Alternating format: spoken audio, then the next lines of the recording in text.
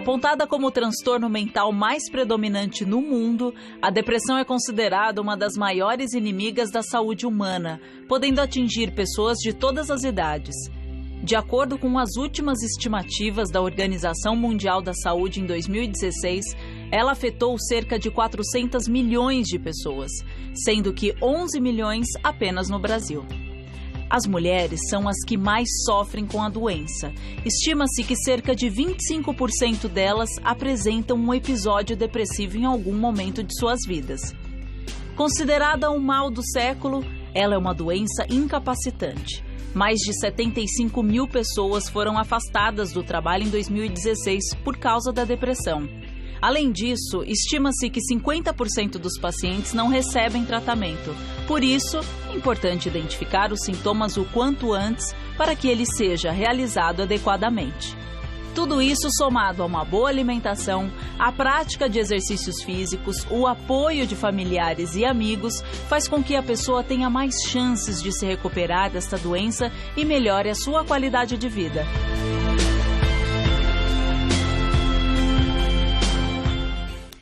Tá aí, obrigada, Marise, pela locução.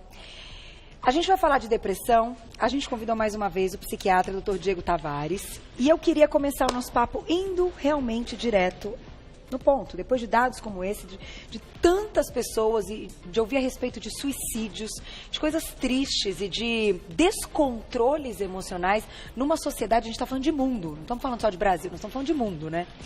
O que hoje a sua área e os estudos têm mostrado que tem sido cada vez mais aí descoberto quando a gente está falando de depressão, doutor? Então, Carol, toda vez que eu vou falar de depressão, eu gosto de lembrar que humor, bom humor, fulano tá de mau humor, ou fulano é extrovertido, é introvertido, toda essa predisposição para representar, para expressar a parte emocional, tem coisas no cérebro por trás disso, sempre. Isso leva com que a pessoa expresse a psicologia normal. Então, quando as áreas do cérebro estão funcionando adequadamente, produzindo respostas emocionais que são consideradas fisiológicas, como medo, como, por exemplo, uma emoção diante de uma situação triste, isso não denota alterações em doenças psiquiátricas, mas a forma como o cérebro está funcionando. Naquele momento. Naquele momento. E, por exemplo, o temperamento de uma pessoa, normalmente é um estado mantido. Então, por exemplo, quando a gente diz que a pessoa tem um temperamento extrovertido, normalmente essas áreas responsáveis por produzir respostas emocionais, elas são mais ativas. Então a pessoa, ela é uma pessoa que funciona de forma emocional mais intensa do que as outras pessoas.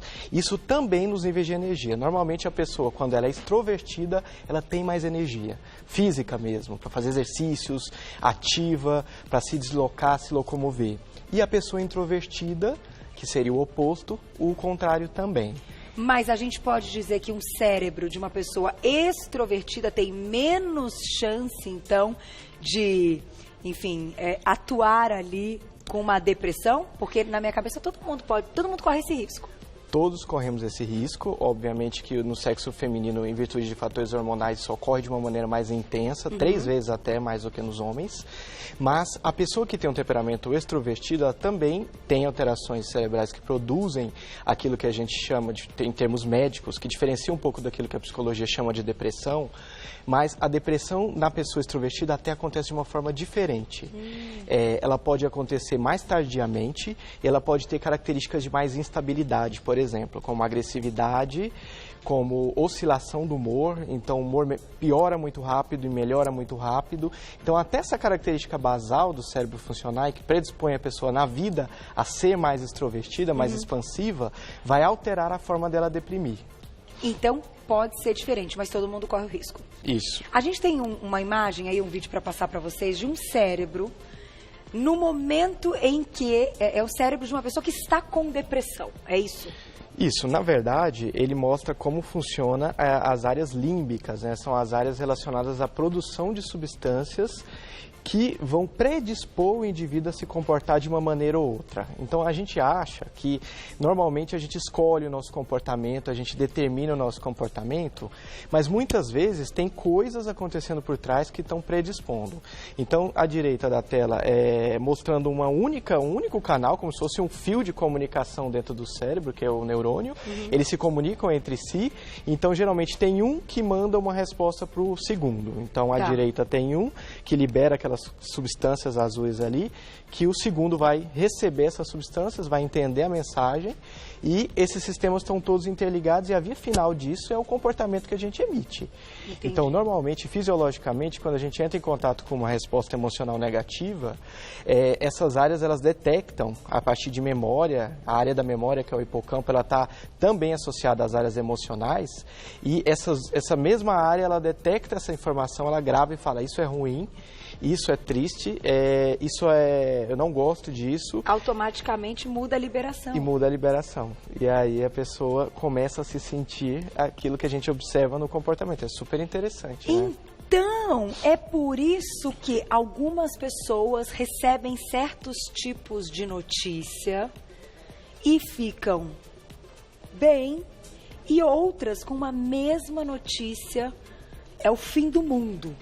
Isso. É por essa memória resgatada da maneira como aquela pessoa está envolvida em algum acontecimento. Isso, e a transmissão biológica do temperamento, porque normalmente se a gente observa na mesma família, de pessoas quentes, pessoas que brigam, pessoas que falam mais alto, pessoas que cantam, dançam mais, esse temperamento ele é transmitido também para os filhos, para a prole, aquelas pessoas. Então, normalmente, isso também decorre do temperamento. Então, pessoas que têm aquilo que a gente chama de um temperamento latino, um temperamento mais forte, elas tendem a ter uma resposta emocional que lá dentro está acontecendo, com certeza, algumas alterações químicas diferentes daquelas pessoas que têm um temperamento onde elas são mais apáticas e que você, mesmo dando uma notícia ruim, a pessoa não se manifesta. Vamos ouvir. Tem uma perguntinha do público. Vamos ver. Na tela. Um beijo, Fernanda. Muito obrigada. Após perder o emprego, fiquei cada vez mais triste, desanimada, sem vontade de fazer nada. Fiquei mais nervosa. Isso pode ser o início de uma depressão? Então foi o que eu disse há pouco antes da gente começar a pauta. Quando a gente coloca duas pessoas, tá? E você vai avaliar, e aí se a Glaucia, minha diretora, encontrar uma pergunta que descreva um outro perfil, a gente vai fazer essa comparação. No caso dela, ela teve um ponto de partida. Isso. Teve um acontecimento que foi a perda do trabalho, que acabou com a autoestima, desanimou, e isso pode ser aí o início. Então, antigamente a gente identificava coisas que poderiam ser causas de depressão. Então, perda de emprego, fim de um relacionamento, ou um momento financeiro muito ruim, de estresse. Hoje em dia nós sabemos que os estressores psicológicos, eles são fatores que podem predispor algumas pessoas que já têm uma vulnerabilidade genética a ter depressão. Era aí que eu queria chegar. Então seria a mesma coisa que nós disséssemos que uma pessoa que está torcendo num campo de futebol, muito emocionada por conta do seu time, e que ela tem um evento cardíaco e morre. Seria a gente falar, ele morreu, a causa da morte foi emocional. Não, dentro daquele organismo tem que ter alguma coisa, placa de gordura, artéria entupida, e a emoção ela predispôs o evento. Entendi. Na questão cerebral, psiquiátrica, a gente às vezes faz essas confusões, como se o fator que predispôs a depressão foi a causa da depressão. Entendi. Então, no caso dela, ela ficou deprimida, ficou chateada, Ana. Poderia acontecer com outra pessoa, falar, perdi esse emprego, vou embora arrumar outro. Não aconteceu nada. E ela poderia ter deprimido com outro fator negativo. Então, esta pessoa provavelmente tem na agregação familiar dela história familiar de alguma doença neurológica ou psiquiátrica, mãe, pai, ou ela já tem uma vulnerabilidade que é adquirida também ao longo da vida, conforme a alimentação, exercício físico e tudo. É possível saber quem vai deprimir? Não é possível saber. Muitas não dá para vezes fazer um estudo do cérebro? Do que seria vulnerabilidade, né? A gente tem marcadores, por exemplo, onde tem um transportador, que é o transportador de serotonina, a gente sabe que se as pessoas tiverem os alelos curtos, 2 alelos curtos desse transportador, esta pessoa tem risco. Mas também não dá para dizer. A vida, ela é imprevisível, a gente não sabe o que vai acontecer de aversivo em nós. Então, e a gente não sabe também nos fatores protetores. Ao mesmo tempo que existem os fatores de risco, se a pessoa naquele momento está usando substâncias que são antioxidantes, alimentação, exercício físico, uma dieta que é antioxidante para o cérebro, ela está combatendo aquela vulnerabilidade que ela tinha. Que ela já tinha geneticamente. Isso. Olha essa pergunta que tem tudo a ver com o que você está falando. Vamos lá, na tela. Quem escreveu? Marina, obrigada. Tenho um ótimo trabalho, uma família incrível, porém, ultimamente me sinto muito desanimada. Minha mãe já teve depressão. Pode ser genético, fiquei até arrepiada, porque vindo pra cá, conversando com a Glaucia, minha diretora, pelo telefone, passando o programa e etc., falávamos justamente a respeito disso. Fato, então, não só a parte genética, que está no DNA e ela é filha e tem a mãe, etc., mas também do envolvimento de ter crescido e visto a mãe passando por um momento de depressão. Então, é algo que a gente fala assim, a gente tem que mostrar para as crianças o exemplo, temos que ser o exemplo. Quando a gente está falando de um problema como a depressão, não tem como a mãe deixar de ser ela se ela tem a depressão e ela está com um problema para enganar a filha que ela não tem nada. Então, exatamente, a criança cresce num ambiente que tem aquilo envolvido. E às vezes o ambiente de depressão é um ambiente de privação, porque a mãe não vai ofertar alimento, porque se for um recém-nascido, ela pode ter privação de carinho, porque o contato da mãe com o feto modifica a química cerebral da criança quando ela está acabou de nascer. E uma coisa é importante, a gente não pode extrapolar para nenhum extremo nem para outro. Porque, por exemplo, se a pessoa às vezes identifica uma causa da depressão, então ela acha que aquilo é a causa e ela precisa resolver aquele problema, então ela não precisa de medicamentos, ela não precisa de terapia, porque ela vai conseguir resolver aquilo.